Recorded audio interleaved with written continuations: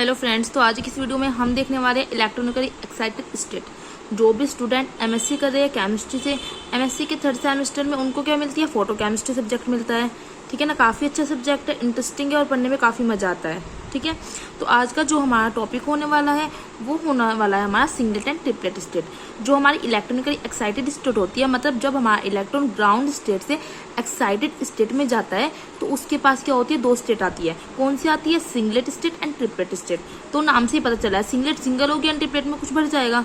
ठीक है, तो क्या होता है, पता आपको सब होता है कि सिंगलेट एंड ट्रिपलेट स्टेट क्या होती है, बट क्या होता है एग्जाम में आपको लिखना होता है, तो लिखने के लिए आपके पास मटेरियल होना चाहिए कुछ तो।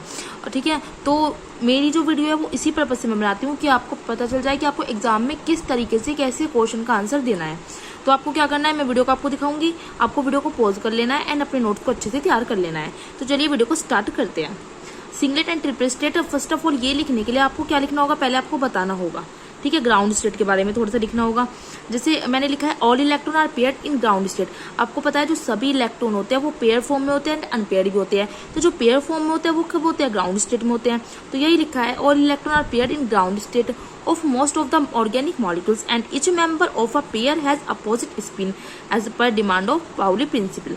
पाउली प्रिंसिपल के अकॉर्डिंग, जो आपका पाउली प्रिंसिपल सबको पता है क्या है, पाउली का अपवर्जन नियम आप सबने 12th क्लास में पढ़ा होगा, बीएससी में पढ़ा होगा कि ये होता है पाउली का अपवर्जन नियम। किसी भी कोई परमाणु इसमें जो इलेक्ट्रॉन्स होते हैं, तो किन्हीं भी दो इलेक्ट्रॉनों के लिए चारों क्वांटम जो नंबर्स होते हैं उनकी जो वैल्यू है कभी भी इक्वल नहीं हो सकती। अगर हमारी 3 की वैल्यू इक्वल हो जाती है तो 4th की जो वैल्यू है वो जरूर कुछ ना कुछ अलग होगी।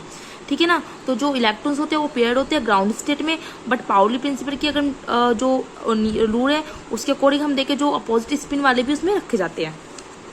If one of a pair of electron promoted of higher energy orbital, the two electron no longer share same energy orbital and promoted electron may have same spin as its former partner, and the second may have opposite spin. Thus, there may be two excited state.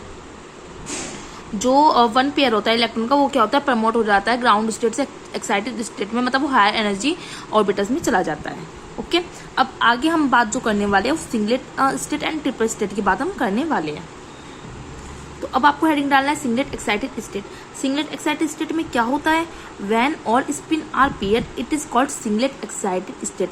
Excited state को आप shortcut में इस तरह लिख सकते हो। क्या होता है, जब जो आपकी सभी इलेक्ट्रॉन की स्पिन है वो क्या हो, पेयर्ड हो, पेयर फॉर्म में है, तो उसे कहेंगे हम singlet excited state. And triplet excited state में क्या होगा, व्हेन टू अनपेयर्ड।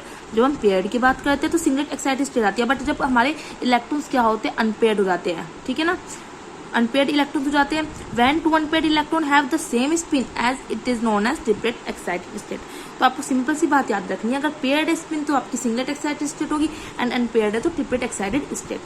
एंड अगर आपका शॉर्ट क्वेश्चन आता है, वेरी शॉर्ट आता है, तो इतना सफिशिएंट होता है लिखने के लिए। बट कभी कभी आपका ऐसे क्वेश्चन में शॉर्ट क्वेश्चन आ जाता है तो आपको थोड़ा सा लेंथ में लिखना होता है। ठीक है ना, तो आगे आप क्या लिखोगे, etch single excited state has its triplet excited state. मतलब जो हर एक सिंगल स्टेट एक्साइटेड स्टेट होती है वो आपकी ट्रिपलेट एक्साइटेड स्टेट कहलाती है। क्या लिखना है आपको, triplet excited state has lower energy than singlet excited state according to Hund rule. Hund rule के अगर हम अकॉर्डिंग देखें, जो आपने 12th क्लास में बीएससी में पढ़ा होगा, हुंड रूल, हुंड का नियम। ठीक है ना, हुंड रूल के अगर हम अकॉर्डिंग देखें, जो ट्रिपलेट एक्साइटेड स्टेट होती है वो क्या होती है, कम एनर्जी की होती है is compare to singlet excited state. Therefore different amount of energy and hence different wavelength of radiation is required for the promotion of electron. Electron को क्या होता है, ग्राउंड स्टेट से एक्साइटेड स्टेट में जाने के लिए कुछ एनर्जी चाहिए होती है। ठीक है ना, डिफरेंट वेवलेंथ ऑफ रेडिएशन चाहिए होती है, and form ground state to excited singlet and excited triplet state. Ground state से सिंगलेट स्टेट में जाएगी एक्साइटेड स्टेट में, एक्साइटेड स्टेट में भी आपकी सिंगलेट होती है, ट्रिपलेट होती है। ठीक है, तो ये बताया गया है। एंड आगे लिखना है the transition between energy levels are governed by the selection rule.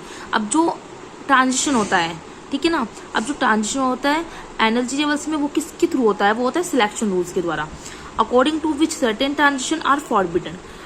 To important rules of forbidden transition are. अब जो फॉरबिडन ट्रांजिशन के भी 2 टाइप होते हैं। फर्स्ट होता है आपका spin forbidden transition and second होता है सिमेट्री फॉरबिडन ट्रांजिशन। जो ये ट्रांजिशन के 2 टाइप है, ये एग्जाम में पूछे जाते हैं। ठीक है ना, आपसे पूछा जाता है सिंपल सा वेरी शॉर्ट में पूछा जाता है what is spin forbidden transition. ठीक है, पूछता है व्हाट इज फॉरबिडन ट्रांजिशन, तो आपको ये लिख देना है the transition between energy level are governed by the selection rule according to which certain transitions are forbidden. And two important types of forbidden transition are spin forbidden transition and symmetry forbidden transition. First आ जाता है आपका spin forbidden transition. The transition in which the spin of an electron changes the not allowed because the change of spin requires the change in spin angular momentum, and such a change would violate the law of conservation and angular momentum. These are called spin forbidden transition. इस transition में क्या होता है, जो आपका spin का change होता है ना इलेक्ट्रॉन में, स्पिन जो इलेक्ट्रॉन की स्पिन होता है उसमें चेंज वो अलाउड नहीं होता, ठीक है ना, क्योंकि अगर स्पिन का चेंज होगा तो अगर हमारी स्पिन का चेंज होता है तो वो क्या होता है, उससे एंगुलर मोमेंटम में भी चेंज आ जाता है. ओके, अब हम सेकंड वाला देखते हैं. सेकंड वाला आपके क्या था, सिमेट्री फॉरबिडन ट्रांजिशन.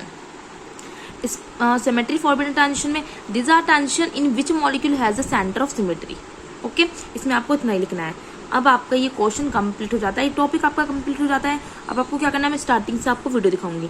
वीडियो को आपको पॉज कर लेना है एंड आपको अपनी कॉपी में ये नोट्स लिख लेने हैं. ओके, वीडियो अच्छी लगती है तो आपको लाइक करनी है एंड फ्रेंड्स के साथ शेयर करनी है. कमेंट्स में मुझे जरूर बताना है.